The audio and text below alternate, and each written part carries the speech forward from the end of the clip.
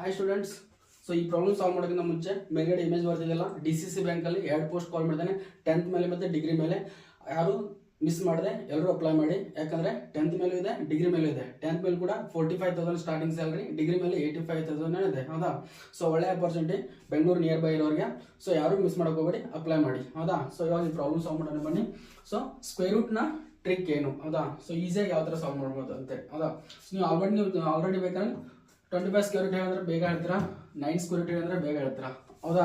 ಅದೇ ಥರ ಈ ಥರ ಬಂದಾಗ ಮಾತ್ರ ನಿಮಗೆ ಪ್ರಾಬ್ಲಮ್ ಆಗುತ್ತೆ, ಬೇಗ ಆನ್ಸರ್ ಬರೋಲ್ಲ. ಎಕ್ಸಾಮಲ್ಲಿ ಯಾವುದೋ ಆನ್ಸರ್ ಟಿಕ್ ಮಾಡಿ ಬರ್ತೀರಾ.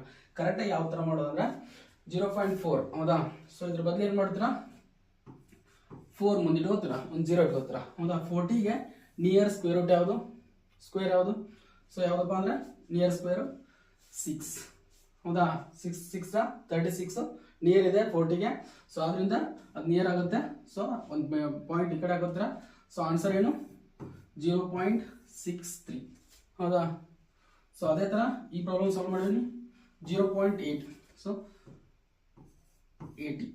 80 ಮಾಡ್ಕೋತೀರಾ. 80ಗೆ ನಿಯರ್ ಬೈ ಸ್ಕ್ವೇರ್ ಯಾವುದು? 9 9s 81. ಹೌದಾ? ಅಥವಾ 8 8s 64. ಯಾವ್ದು ಬೇಕಾದ ತಗೊಳ್ಳಿ. 9 9s 81. 9 9s 81 ಅಂತಂದರೆ 0.9. So 0.9 is equal to 0.89. ಹೌದಾ? So almost near by value ಇದೆಯಾ? ಸೊ ಆನ್ಸರ್ ಏನಾಗುತ್ತೆ? ಇದಾಗುತ್ತೆ. ಹೌದಾ? ಸೊ ಅದೇ ಥರ ನಿಮ್ಗೆ ಒಂದು ವರ್ಕ್ ಕೊಡಲೇಬೇಕಲ್ವಾ? ಸೊ ಈ ಪ್ರಾಬ್ಲಮ್ನ ಸಾಲ್ವ್ ಮಾಡಿ ಕಮೆಂಟ್ ಬಾಕ್ಸಲ್ಲಿ ಆನ್ಸರ್ ಹಾಕಿ. Thank you.